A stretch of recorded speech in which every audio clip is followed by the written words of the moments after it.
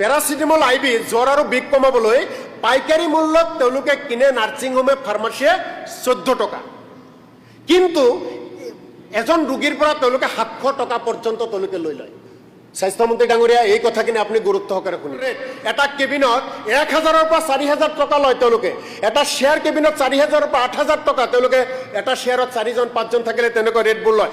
Executive cabin তেওঁলোকে 5000-ৰ পৰা 10000 টকা পৰ্যন্ত লয়, ডিলাক্স কেবিন 8000-ৰ পৰা তেওঁলোকে 14000 পৰ্যন্ত লয়, সুইট কেবিন 15000-ৰ পৰা 20000 পৰ্যন্ত লয়, আইচিইউ বেড প্ৰাইভেট হস্পিটেলত 10000-ৰ পৰা 15000 টকা পৰ্যন্ত লয়। গতিকে এনেকুৱা ৰেটবিলাক চলি আছে, এনেকুৱা অনিয়মবিলাক চলি আছে। নিশ্চিতভাৱে এই ক্ষেত্ৰত স্বাস্থ্য বিভাগে নাকি লগাব পাৰে, ব্যৱস্থা লগাব পাৰে। নাৰ্ছিং হোমবিলাকে ব্যক্তিগত চিকিৎসকসমূহে তেওঁলোকৰ নিজৰ ইচ্ছামতে তেওঁলোকৰ ৰেট ধৰে। মই আপোনাক কেৱল 2-3টা উদাহৰণ দিছোঁ। এপেণ্ডিক্স 35,000-ৰ পৰা 80,000 টকা পৰ্যন্ত প্ৰাইভেট হস্পিটেলসমূহে লয়। ঠিক তেনেকৈ গোল্ড ব্লাডাৰ ষ্ট'নত 40,000-ৰ পৰা 1 লাখ টকা পৰ্যন্ত লয়। কিডনি ষ্টোন লেজাৰ চাৰ্জাৰী যিটো কৰে 60,000-ৰ পৰা 1.5 লাখ টকা পৰ্যন্ত লয়। ডক্টৰবিলাকে ৰোগীসকলক চিকিৎসা কৰিবলৈ প্ৰথমতে যেতিয়া যায় লিখি দিয়ে গ্লুভছ আনিব লাগে, হস্পিটেলত নাই, দৌৰি ফাৰ্মাচীত যাব লাগে। আজিকালি পাউডাৰ ফ্ৰী গ্লুভছৰ কথা চিকিৎসকলে কয়। সেই গ্লুভছটো আমি চৰকাৰী চিকিৎসালয়ত কিন্তু উপলব্ধ হ'ব লাগে, কিন্তু বাহিৰৰ পৰা আনিব লাগে। আনুমানিক মূল্য 450-ৰ পৰা 900 টকা পৰ্যন্ত লয়। গতিকে গ্লুভছৰ এভেইলেবল কৰিব লাগে। চেণ্ট্ৰেল লাইন যে আমি হীৰাত লগোৱা কেথেৰিন, আইচিইউ, কেমোথেৰাপি, ডায়ালিচিছ, জটিল চিকিৎসাত এইটো ব্যৱহাৰ কৰা হয়। চেণ্ট্ৰেল লাইনটো সাধাৰণতে চিকিৎসালয়ত থাকিব লাগে, কিন্তু সচৰাচৰ নাথাকে, ফাৰ্মাচীৰ পৰা কিনিব লাগে। এইটোৰ 1500-ৰ পৰা 6000 টকা পৰ্যন্ত মূল্য। পেচমেকাৰ যিটো আজিৰ তাৰিখত আমাৰ মানুহৰ সাধাৰণতে হাৰ্ট এটাক যথেষ্ট হয়, পেচমেকাৰ দৰকাৰ হয়। এই পেচমেকাৰৰ ক্ষেত্ৰত পেচমেকাৰ যিসকল MRI CT স্কেন কৰিব পাৰি, যিবিলাক পেচমেকাৰ লগালে সেইবোৰ দিব লাগে। আৰু এইবিলাকৰ ক্ষেত্ৰত দেখা যায় যে অসমত পেচমেকাৰৰ ক্ষেত্ৰত যথেষ্ট কোৱালিটি দুৰ্বল, আৰু এই কোৱালিটি দুৰ্বল হোৱাৰ কাৰণে বহু মানুহ পেচমেকাৰ লগাই পৰৱৰ্তী সময়ত বিপদত পৰে। গতিকে যিসমূহ কোম্পানীয়ে পেচমেকাৰ ইয়াতে যোগান ধৰে বা যিসকলে ইয়াতে এই পেচমেকাৰৰ ফাৰ্মাচীসকলে ব্যৱসায় বাণিজ্য কৰি আছে, তেওঁলোকৰ ওপৰতো স্বাস্থ্য বিভাগে নজৰ ৰাখিব লাগে। ইয়াৰ আনুমানিক মূল্য 1.5 লাখৰ পৰা 3.5 লাখ টকা পৰ্যন্ত আছে। গতিকে পেচমেকাৰৰ কিবা ফ্ৰী পেচমেকাৰ আমি দিব পাৰোঁ নেকি? কাৰণ আমি কাৰ্ডৰ জৰিয়তে পেচমেকাৰ পাওঁ, কিন্তু কাৰ্ডৰ জৰিয়তে যিটো পেচমেকাৰ আমি পোৱা যায় তাৰ গুণগত মান কিন্তু যথেষ্টখিনি দুৰ্বল। ঠিক তেনেকৈ আমি এলবুমিয়াম ইনজেকশ্যনৰ কথা যদি আমি কওঁ, উপাধ্যক্ষ ডাঙৰীয়া দৰকাৰী কথা, এইখিনি আপোনাক 2-3 মিনিট মোক ক'ব দিয়ক। এলবুমিয়াম ইনজেকশ্যনৰ কথা যদি কওঁ, ৰক্তত এলবুমিয়াম কমি গ'লে যকৃত, কিডনি এইবিলাকৰ ক্ষেত্ৰত লাগে। ইয়াৰ ক্ষেত্ৰতো আমি হস্পিটেলৰ ঔষধবিলাক সাধাৰণতে নিদিয়ে, 6000-ৰ পৰা 10,000 টকা পৰ্যন্ত কিনি আনিব লাগে। আমি আইৰণ ইনজেকশ্যন, আমি ৰক্তহীনতা হ'লে, আমাৰ শৰীৰত লৌহৰ অভাৱ হ'লে এইবিলাকৰ দিয়া যায় 2000-ৰ পৰা 3000, 3500 টকা কিনিব লাগে। কিডনি বা কেমোথেৰাপিৰ ক্ষেত্ৰত যিখিনি ঔষধ আমাক লাগে, এইখিনি ঔষধে এভেইলেবল কৰিব লাগে, বাহিৰৰ পৰা কিনিব লাগে। আমি ফ্ৰক্সিডিমেট লেচিক ইনজেকশ্যন যিটো কৈছে, অতিৰিক্ত পানী জমা হ'লে হৃদৰোগ, কিডনি, উচ্চ ৰক্তচাপ, হাই প্ৰেছাৰৰ ক্ষেত্ৰত এইটোও আমি যথেষ্টখিনি এভেইলেবল কৰিব লাগে। গতিকে আমি এই কথাবিলাক আপোনালোকৰ জৰিয়তে স্বাস্থ্যমন্ত্ৰী ডাঙৰীয়াক অনুৰোধ কৰিছোঁ। আমি আৰু দেখিছোঁ, এইটো মই স্বাস্থ্যমন্ত্ৰী ডাঙৰীয়াক তথ্যটো পঠাই দিম। আমি দেখিছোঁ কেঞ্চাৰ বা কিছুমান অট'ইমিউন ৰোগৰ চিকিৎসাৰ ক্ষেত্ৰত আমি দামী ইমিউনিথেৰাপি ঔষধ আনুমানিক মূল্য 1-ৰ পৰা 5 বা 10 লাখ পৰ্যন্ত আছে।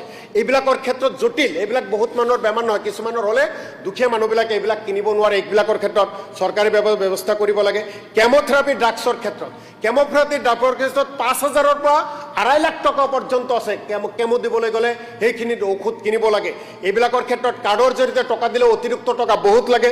গতিকে এইটো হস্পিটেলে চৰকাৰে এইবিলাক ব্যৱস্থা কৰিব লাগে, যাতে দুখীয়া মানুহখিনি যথেষ্টখিনি পায়। আমি এণ্টিবায়'টিক, হাই এণ্টিবায়'টিকৰ ক্ষেত্ৰত সচৰাচৰ আজিকালি এণ্টিবায়'টিক ব্যৱহাৰ কৰে। হাই এণ্টিবায়'টিকৰ ক্ষেত্ৰত আমি দেখিছোঁ যে হাই এণ্টিবায়'টিকৰ ক্ষেত্ৰত আমাৰ হস্পিটেলসমূহত নাথাকে, বাহিৰৰ পৰা কিনিব লাগে। আৰু যিবিলাকৰ মূল্য 500-ৰ পৰা আৰম্ভ কৰি 6000 টকা পৰ্যন্ত, 40,000 টকা পৰ্যন্ত আছে। গতিকে আপোনাৰ ক্ষেত্ৰত এই কথাবিলাক কৈছোঁ। উপাধ্যক্ষ ডাঙৰীয়া আৰু এটা কথা জানি আপুনি আচৰিত হ'ব যে আজিৰ তাৰিখত বজাৰত উপলব্ধ বিভিন্ন ঔষধ আছে যিবিলাক আমি কিনিব লাগে, সেইবিলাকৰ পাইকাৰী মূল্য একেবাৰে কম, পাইকাৰী মূল্য একেবাৰে কমত কিনে, কিন্তু তাত MRP কিন্তু বহু হাই ৰেঞ্জত থাকে। পাইকাৰী মূল্য মই আপোনালোকক কেইবাটা উদাহৰণ মই দিছোঁ। পেৰাচিটামল আইবি জ্বৰ আৰু বিষ কমাবলৈ পাইকাৰী মূল্য, মই বিভিন্ন খা খবৰ লৈ পাইছোঁ। মোক এইবিলাক ক'লে এইবিলাকৰ লগত জড়িত মানুহে বেয়া পাব, তথাপি মানুহৰ স্বাৰ্থত ক'ব লাগিব। পেৰাচিটামল আইবি জ্বৰ আৰু বিষ কমাবলৈ পাইকাৰী মূল্যত তেওঁলোকে কিনে নাৰ্ছিং হোমে ফাৰ্মাচীয়ে 14 টকা, কিন্তু এজন ৰোগীৰ পৰা তেওঁলোকে 700 টকা পৰ্যন্ত তেওঁলোকে লৈ লয়। স্বাস্থ্যমন্ত্ৰী ডাঙৰীয়া, এই কথাখিনি আপুনি গুৰুত্ব সহকাৰে শুনিব। ঠিক তেনেকৈ আইৰণ সুক্ৰোজ বা FCM ইনজেকশ্যন আইৰণ অভাৱজনিতৰ কাৰণে দিয়ে, 30 টকা তেওঁলোকে পাইকাৰী কিনে, তেওঁলোকে ৰোগীৰ পৰা 600 টকা পৰ্যন্ত লয়। 30 টকা পাইকাৰী মূল্য, ৰোগীৰ পৰা 600 টকা পৰ্যন্ত লয়। তাৰপিছত যদি আপুনি মেৰপেনন দেখে ICUৰ ক্ষেত্ৰত বা গুৰুতৰ সংক্ৰমণ ইনফেকশ্যনৰ ক্ষেত্ৰত ICUত ব্যৱহাৰ কৰে, 120 টকা তেওঁলোকে পাইকাৰীত কিনে, ICUত যেতিয়া ব্যৱহাৰ কৰে 2000 টকা পৰ্যন্ত ৰোগীৰ পৰা তেওঁলোকে লয়। ঠিক তেনেকৈ আপুনি হেপাৰিন ইনজেকশ্যন ৰক্ত পাতল কৰা, সাধাৰণতে অপাৰেশ্যন কৰিবলৈ গ'লে এইটো যথেষ্ট ব্যৱহাৰ কৰে ৰক্ত পাতল কৰিবলৈ, সেইটোৰ ক্ষেত্ৰত 80 টকা তেওঁলোকে কিনে, তেওঁলোকে 600 টকা পৰ্যন্ত তাৰ পৰা মানুহৰ পৰা লয়। ঠিক তেনেকৈ উপাধ্যক্ষ ডাঙৰীয়া টেক্ৰলিমাছ বা ট্ৰাইকোপ্লেনিন, এইটো আপোনাৰ অংগ সংস্থাপন, ৰোগ প্ৰতিৰোধ ক্ষমতা নিয়ন্ত্ৰণ, এইবিলাকৰ ক্ষেত্ৰত যেতিয়া অপাৰেশ্যনত ব্যৱহাৰ কৰে, পাইকাৰীত তেওঁলোকে কিনে 300 টকা, কিন্তু তেওঁলোকে ৰোগীৰ পৰা 2600 টকা পৰ্যন্ত তেওঁলোকে লয়। ঠিক তেনেকৈ মই লাষ্ট আৰু এটা কৈছোঁ, ৰেটিপ্লেক্স কিট, এইটো ষ্ট্ৰোক, যেতিয়া ষ্ট্ৰোক হয় মানুহ তেতিয়া সেই চিকিৎসাত ব্যৱহাৰ কৰে, বিশেষ এটা কিট বুলি কয়। 11,000 টকা তেওঁলোকে কিনে, 11,000 টকা তেওঁলোকে পাইকাৰী দৰত কিনে, 45,000 টকা পৰ্যন্ত ৰোগীৰ পৰা তেওঁলোকে গ্ৰহণ কৰে। গতিকে উপাধ্যক্ষ ডাঙৰীয়া, এই কথাখিনি গুৰুত্বপূৰ্ণ কথাখিনি কৈ আছো। ঠিক তেনেকৈ আপোনাক কৈছোঁ যে নাৰ্ছিং হোমবিলাকত বিভিন্ন ICU বেড, সাধাৰণ বেডবিলাক আছে, এইবিলাকৰ ক্ষেত্ৰত স্বাস্থ্য বিভাগে নিয়ন্ত্ৰণ ৰাখিব লাগে। তেওঁলোকে বিভিন্ন ICU নাৰ্ছিং হোমবিলাকত, প্ৰাইভেট হস্পিটেলবিলাকত বিভিন্ন ধৰণৰ ৰেট, এটা কেবিনত 1,000-ৰ পৰা 4,000 টকা লয় তেওঁলোকে, এটা শ্বেয়াৰ কেবিনত 4,000-ৰ পৰা 8,000 টকা, তেওঁলোকে এটা শ্বেয়াৰত 4জন 5জন থাকিলে তেনেকুৱা ৰেটবোৰ লয়। এক্সিকিউটিভ কেবিন তেওঁলোকে 5,000-ৰ পৰা 10,000 টকা পৰ্যন্ত লয়, ডিলাক্স কেবিন 8,000-ৰ পৰা তেওঁলোকে 14,000 পৰ্যন্ত লয়, সুইট কেবিন 15,000-ৰ পৰা 20,000 পৰ্যন্ত লয়, ICU বেড প্ৰাইভেট হস্পিটেলত 10,000-ৰ পৰা 15,000 টকা পৰ্যন্ত লয়। গতিকে এনেকুৱা ৰেটবিলাক চলি আছে, এনেকুৱা অনিয়মবিলাক চলি আছে। নিশ্চিতভাৱে এই ক্ষেত্ৰত স্বাস্থ্য বিভাগে নাকি লগাব পাৰে, ব্যৱস্থা লগাব পাৰে। ঠিক তেনেকৈ উপাধ্যক্ষ ডাঙৰীয়া, আপোনাক আকৌ কৈছোঁ যে আমি যিটো বিভিন্ন হস্পিটেলবিলাকত, মই কৈছোঁ চৰকাৰী হস্পিটেলত পৰীক্ষা সময়মতে কৰিব নোৱাৰে, তাৰ কাৰণে যেতিয়া পৰীক্ষাগাৰত যায়, হস্পিটেলত যায়, কেনেকুৱাভাৱে লয় আপোনাক কওঁ। এটা ইকো কৰে, ইকোত তেওঁলোকে 1,500-ৰ পৰা 3,500 টকা পৰ্যন্ত লয়। TMT 2,000-ৰ পৰা 4,000 টকা পৰ্যন্ত লয়। পেড স্কেনত 18,000-ৰ পৰা 35,000 টকা পৰ্যন্ত লয়। MRত 4,000-ৰ পৰা 12,000 টকা পৰ্যন্ত লয়। CT স্কেনত 2,000-ৰ পৰা 8,000 টকা পৰ্যন্ত লয়। ঠিক তেনেকৈ আমি যদি চাওঁ, এণ্ডস্কোপিত 2,000-ৰ পৰা 5,000 পৰ্যন্ত লয়। কলস্কোপি তেওঁলোকে 4,000-ৰ পৰা 10,000 পৰ্যন্ত লয়। ভিটামিন D তেওঁলোকে 1,000-ৰ পৰা 2,000 পৰ্যন্ত লয়। যেতিয়া এইবিলাক চাবলৈ যায় ভিটামিন D হ'ব। এনেকৈ গোটেইবিলাক তথ্য ইয়াত আছে, তেওঁলোকে প্ৰয়োজনতকৈ বহু বেছি মানুহৰ পৰা গ্ৰহণ কৰে।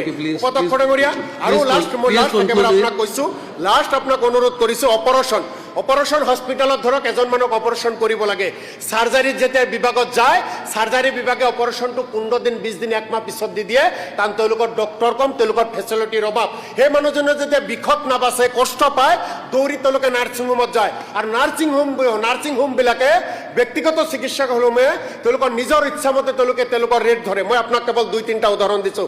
এপেণ্ডিক্স 35,000-ৰ পৰা 80,000 টকা পৰ্যন্ত প্ৰাইভেট হস্পিটেলসমূহে লয়। ঠিক তেনেকৈ গোল্ড ব্লাডাৰ ষ্ট'নত 40,000-ৰ পৰা 1 লাখ টকা পৰ্যন্ত লয়। কিডনি ষ্টোন লেজাৰ চাৰ্জাৰী যিটো কৰে 60,000-ৰ পৰা 1.5 লাখ টকা পৰ্যন্ত লয়। ঠিক তেনেকৈ যদি এনেকৈ আমি গোটেইখিনি দেখোঁ, আমি ফিস্টুলা চাৰ্জাৰী 40,000-ৰ পৰা 1,20,000 টকা পৰ্যন্ত লয়। কিডনি ট্ৰান্সপ্লেট 6-ৰ পৰা 12 লাখ টকা পৰ্যন্ত লয়। লিভাৰ ট্ৰান্সপ্লেট 20-ৰ পৰা 35 লাখ টকা পৰ্যন্ত লয়। পেচমেকাৰত 2-ৰ পৰা 5 লাখ টকা পৰ্যন্ত লয়। উপাধ্যক্ষ ডাঙৰীয়া, গতিকে এই বিষয়ে নিশ্চিতভাৱে স্বাস্থ্য বিভাগে ব্যৱস্থা কৰিব লাগে। মাত্ৰ লাষ্ট 1 মিনিট আপোনাৰ পৰা বিচাৰিছোঁ উপাধ্যক্ষ ডাঙৰীয়া। ডক্টৰ এজনে যেতিয়া ভিজিট কৰে, সাধাৰণতে যেতিয়া ভিজিট কৰে টকা এটা লয়।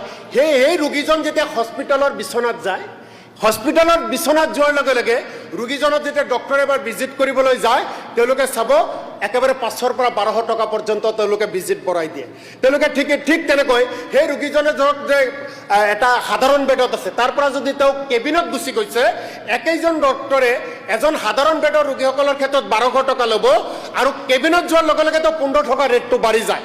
ঠিক তেনেকৈ আপোনাক মই লাষ্ট আৰু কৈছোঁ যে ঠিক তেনেকৈ OPD-ত ধৰক এটা আমি গ্লুকোজ পৰীক্ষা এটা কৰিব, তেজৰ গ্লুকোজ কিমান আছে পৰীক্ষা কৰিলে OPD-ত দিলে 100 টকা লয়। সেই পেচেণ্টজনে যেতিয়া হস্পিটেলৰ বেডত যাব, একেইখিনি পৰীক্ষা কৰিব, 250 টকা হৈ যাব। সেই পেচেণ্টজনে যেতিয়া কেবিনত গুচি যাব, 300 টকা হৈ যাব।